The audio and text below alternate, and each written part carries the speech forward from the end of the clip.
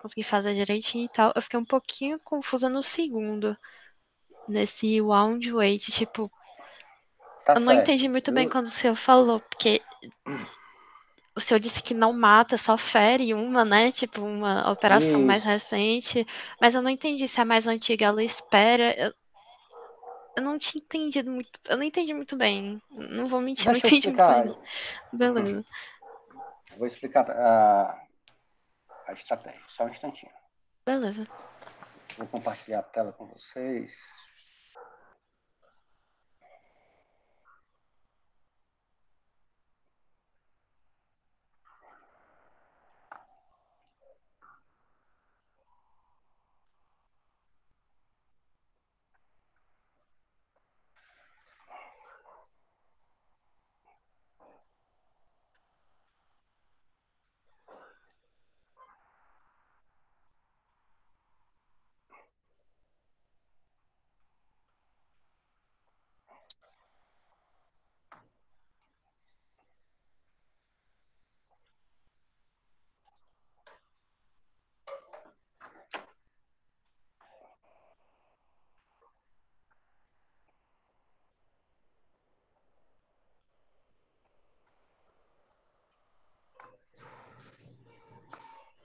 Professor, tô vendo aqui na lista que a nova lista que tá pro dia 6 é isso mesmo? Mudou a data?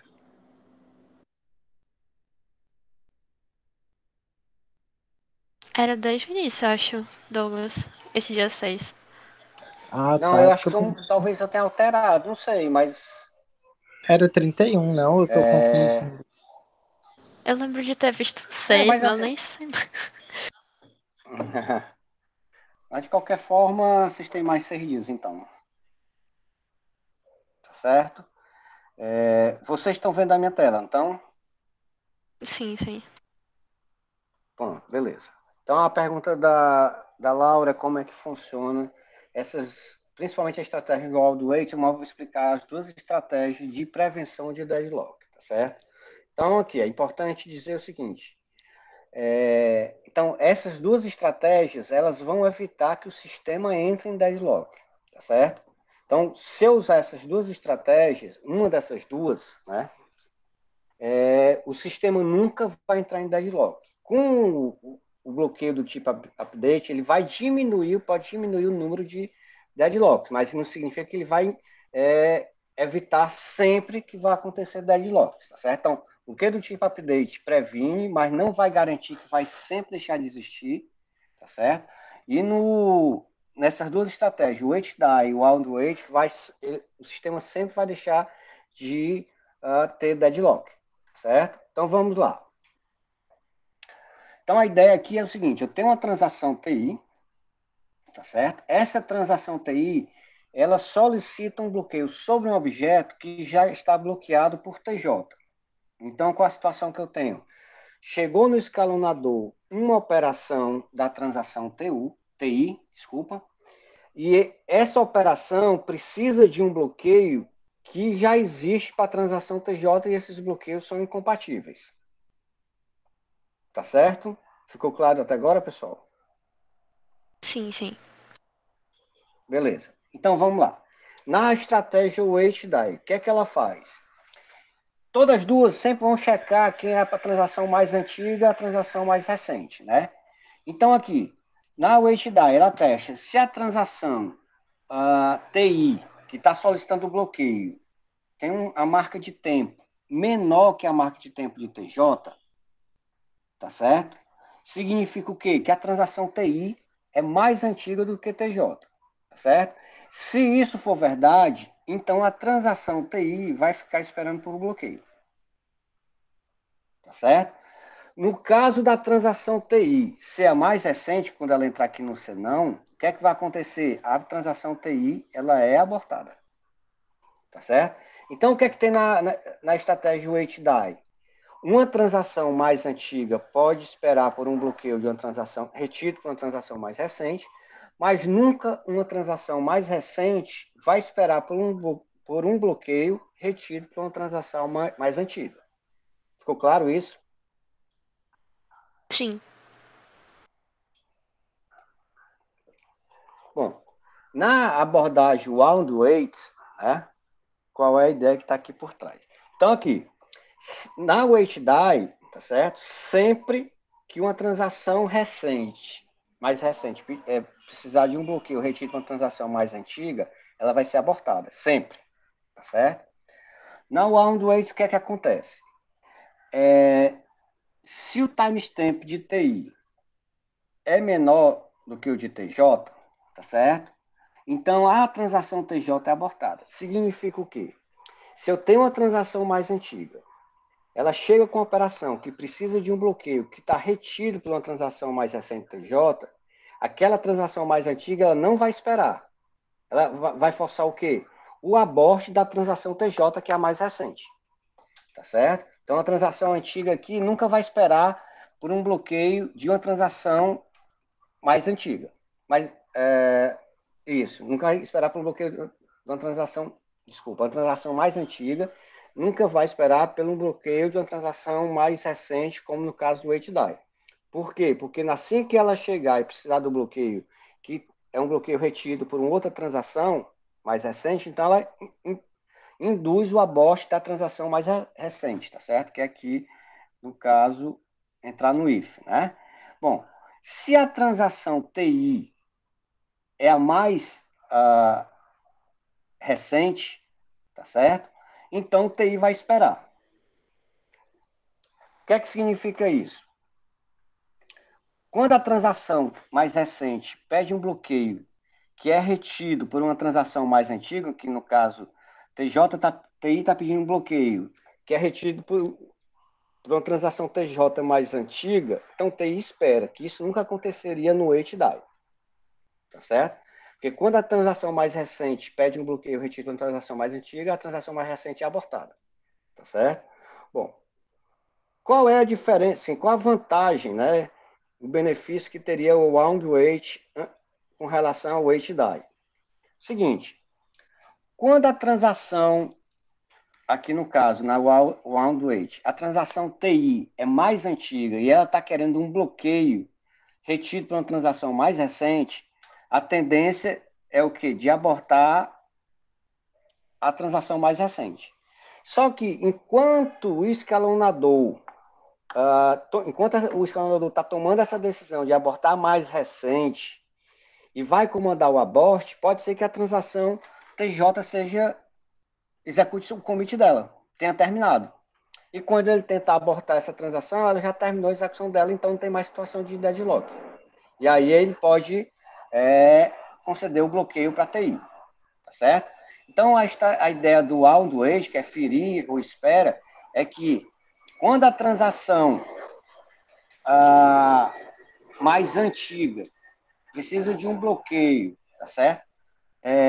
Retido por uma transação mais recente, então ele fere a transação TJ pensando que pode matá-la, né? Que é o abort dela.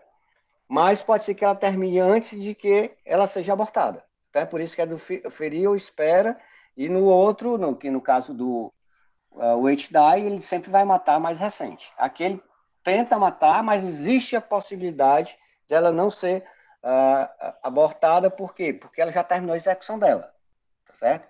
E é exatamente o que eu falo aqui, ó. Se vocês olharem aqui para o slide, tá certo? É exatamente o que eu estou falando aqui. Ficou claro, Laura? Ficou, mas agora pensando, sei lá, numa.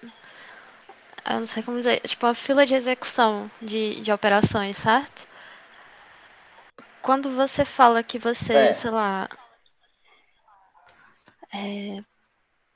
aborta uma transação, isso quer dizer que você tira ela da fila, né? Não quer dizer que você coloca ela mais pra frente, não quer dizer que você faz nada. Não, Ela vai pra abortar, fora.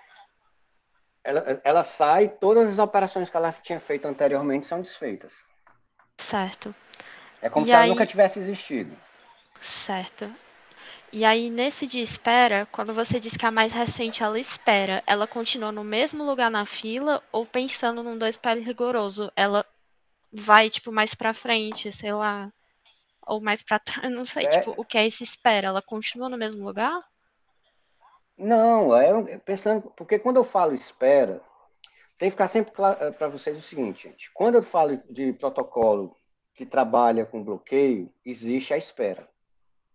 Tá certo? Se eu estou falando que ela está esperando, porque está sendo implementado um protocolo do SPL. Pode ser o rigoroso, o básico, mas está implementando um protocolo do SPL. Tá certo? Por quê? Porque existe bloqueio. Tá certo? Se tem espera, é porque tem bloqueio. E a Pronto. vantagem do agressivo com relação ao protocolo conservador, que tem bloqueio, é que ninguém nunca espera por ninguém. O problema é que no agressivo tem muito aborte. Tipo, na questão da lista, o senhor fala que a operação teve que ser atrasada e escalonada após a execução de commit. Esse atrasado é o espera, no caso, né? Tipo, ela teve que esperar Exatamente. e ela vai ser atrasada, certo? Então, certo, acho que entendi, Isso. então. Isso. Você nunca pode ter, eu não sei se eu tô falando besteira, mas você pode ter, tipo, duas operações de escrita no mesmo commit? Como assim? Tipo, se tiver uma escrita sobre U e uma escrita sobre X no mesmo commit. Da mesma transação? Da mesma transação? Deixa eu ver se elas são da mesma. Não, não são. Não, aí são operações de transações distintas. É que eu... Uma transação pode ter qualquer quantidade de operações de leitura ou escrita. Uma transação pode ser toda de escrita, ou toda de leitura, ou misturada, entendeu? O senhor pode abrir a lista Então, rapidão, tipo... um Ah, commit é para uma transação. Commit não são para todas as transações. O commit é de cada transação. aham. Certo. Ah, tá. Pera aí. Ah, entendi. Deixa, não precisa nem abrir. Entendi. Tá bom. Entendi. Ah, entendi agora. Beleza. Certo. Pronto, eu só cheguei a olhar essa e olhei a do... A questão 3 que era o seu só passa duas transações, mas não tem dizendo que a questão. Ah, tem sim, descreva. Entendi. Não, deixa. Era isso. Aquela questão que você perguntou, você viu a minha resposta, né? Vi que o senhor alterou, né? Vi. Isso, já está alterado na lista, né? Tem a nova Beleza. versão da lista lá no SIGA. Beleza. Ao invés daquele R1X, é R1Y. Certo. Cara, eu não consegui nem fazer direito, não, mas. A 3 de escrever o escalonamento eu tentei. Ah, Deixa eu ver aqui. Deixa eu abrir a lista, então. a segunda eu nem li ainda porque tem imagem, eu pensei que era difícil. Eu deixei pra depois. Foi. Hum.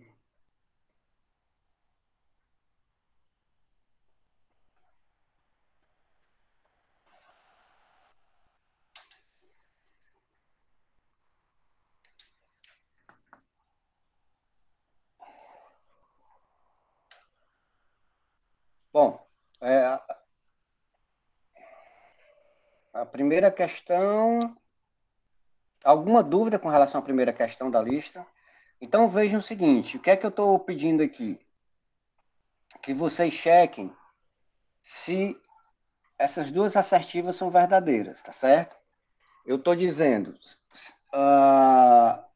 o conjunto de escalonamentos serializáveis por conflito, interseção, o conjunto de escalonamentos rigorosos, ele é diferente de vazio, tá certo? Se ele é diferente de vazio, basta vocês construírem um escalonamento que satisfaz essa condição, ou seja, ele está na interseção de serializável por conflito e rigoroso. Então, se ele está dentro desse conjunto, então com certeza o conjunto é diferente de vazio. Então, basta isso para essa demonstração. Tá certo? E na segunda assertiva, né, segundo item, é que a diferença do conjunto de escalonamentos serializáveis por conflito e rigoroso também é diferente de vazio. Então, basta vocês construírem um escalonamento que satisfaz, que está na diferença de CSR e rigoroso, tá certo? Que aí eu estou provando que essa diferença realmente é diferente de vazio. Tá certo? A Beleza. segunda não adianta eu falar agora para vocês, porque é de recuperação, né? Já postei a primeira aula, amanhã eu quero postar. Até sexta-feira eu posto, se for necessário, três aulas, os 2 vídeos que faltam, para terminar essa parte de recuperação, para vocês poderem resolver essa questão. Tá certo? Essa questão que eu recomendo fortemente vocês executarem no SQL Server, não fiquem quebrando a cabeça, executem no SQL Server, vê o que acontece e tenta explicar. Tá certo? Bom, a quarta questão eu falei agora, e a quinta questão, a ideia é, se esse escalonamento ele pode ser produzido pelo protocolo 2V2PL, significa o quê? Que se eu enviar as operações nessa ordem, a saída vai ser esse escalonamento. É como se eu submetesse o escalonamento S no 2V2PL e a saída vai ser esse S. Porque se ele não puder produzir, ele vai abortar ou vai atrasar operações. Tá certo? Se bem que aqui ele está perguntando se é livre de deadlock, é outra coisa. Né? Desculpa. Então aqui é só vocês checarem se vai acontecer deadlock ou não nesse escalonamento, tá certo? E aí tem que justificar a resposta. Se houver deadlock, por quê? Se não houver, vocês justificarem também.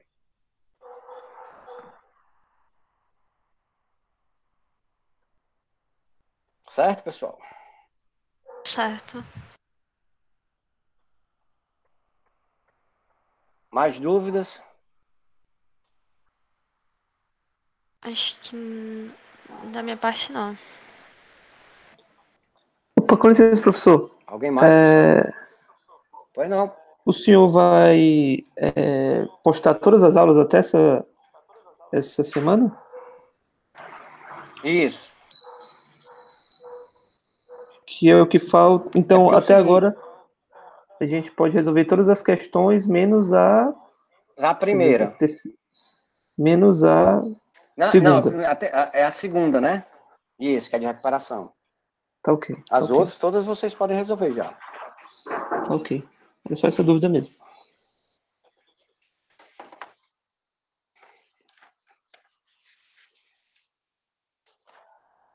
Bom, pessoal, assim, como vocês já sabem, eu corrigi a lista, né? Eu achei as notas muito boas, né? Acho que foram uns 3 9, um 9,5, teve um 10, né? Alguns 7, 7,5, 6. Teve um aluno que entregou em branco, né, a resolução. Acho que ele entregou uma questão resolvida mais errada, e o resto em branco. O outro aluno que entregou só 2 questões e ficou com a nota, acho que foi 4, se eu não me engano. Tá certo? Então, na média, as notas estão boas, tá certo? Agora, eu me preocupei por 2 motivos. Eu acho que existem 7 alunos que não entregaram trabalho, tá certo? E a outra coisa é o seguinte, eu já tinha falado isso para vocês desde a época de fundamentos de banco de dados, tá certo?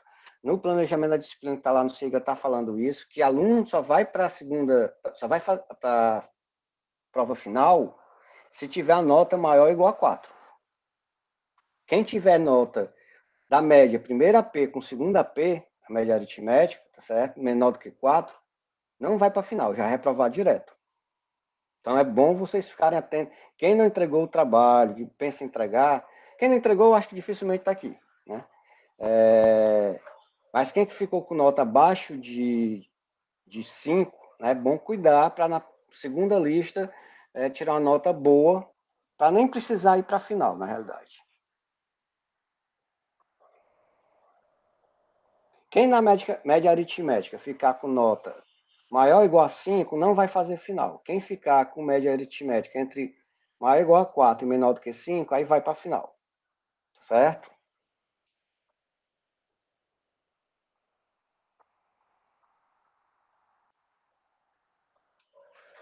Alguma sugestão?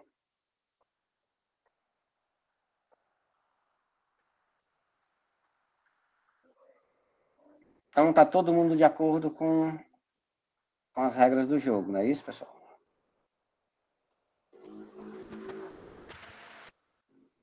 Tranquilo. Tá bom, tá bom. Beleza.